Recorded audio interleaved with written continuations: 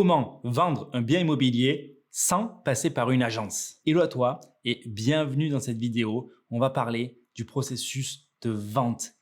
On a l'habitude plutôt d'acheter des biens immobiliers sur cette chaîne, mais tu verras que dans ton parcours de vie d'investisseur, à un moment donné, tu devras arbitrer et donc te poser la question de vendre. Ou alors peut-être que tu viens d'arriver sur cette chaîne et que tu as un parc immobilier ou un bien immobilier existant qui te pose problème, tu as envie de le vendre et tu te dis pourquoi passer par une agence?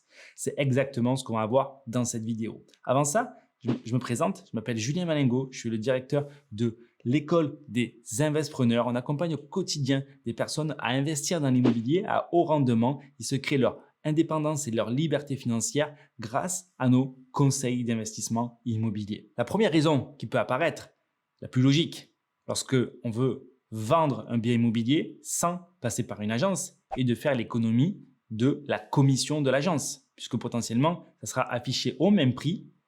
L'acheteur sera prêt à payer le même prix, incluant les frais d'agence. Donc, plus d'argent pour le vendeur. Pour moi, c'est une raison pas assez suffisante pour justifier le fait de ne pas faire appel à une agence. Mais tu vas voir qu'à la fin de cette vidéo, je vais te donner la raison pour laquelle je ne fais pas appel à une agence pour vendre un bien immobilier. L'économie sur la commission, c'est bien, mais ce n'est pas ça qui importe. Parce que potentiellement, tu vas te retrouver obligé à devoir aller faire des visites matin, midi et soir, plusieurs fois par semaine.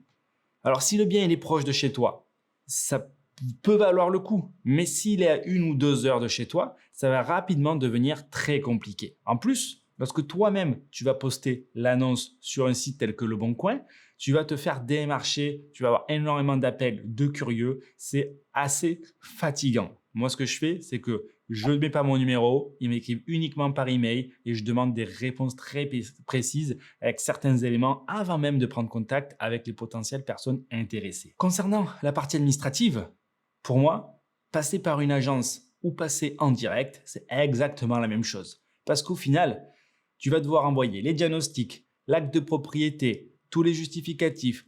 Bref, tu vas devoir tout envoyer soit au notaire, soit à l'agence. L'agence va te demander la taxe foncière, va te demander les charges.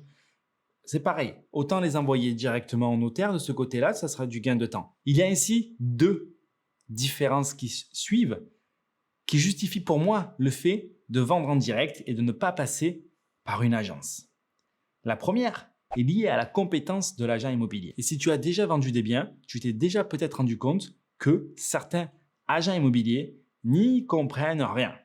C'est dramatique. Et même si tu as déjà fait des visites pour acheter des biens, ils ouvrent la porte et voilà les toilettes, voilà la cuisine. Ok, ils servent à rien.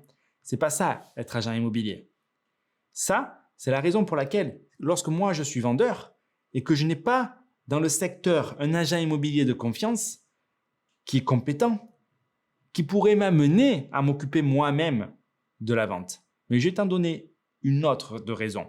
Avant de te l'expliquer, il faut que tu comprennes que quand moi, par exemple, je vends des biens, c'est pour récupérer un maximum de plus-value. Certainement comme toi, comme tous les élèves qu'on accompagne. Sauf que avant d'en arriver là, le bien, on l'a exploité. Il a une certaine historique. On a fait des travaux. D'accord? Il y a beaucoup de données à intégrer. Et surtout, on teste le marché. Pourquoi?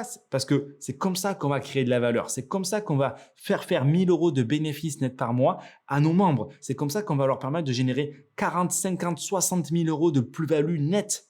Ok? Si ces détails t'intéressent, tu peux aller en description de cette vidéo et trouver un lien qui t'amènera sur une page pour prendre un rendez-vous avec un de conseillers et faire un point sur ta situation, définir quelle stratégie d'investissement est la plus intéressante pour toi pour arriver à générer 1 000 € de bénéfices nets par mois dès le premier jour de location. Quand tu es dans cette situation, la seule et unique raison qui, moi, me pousse vraiment, dans certains cas, à vendre en direct, c'est parce que je veux tester le marché.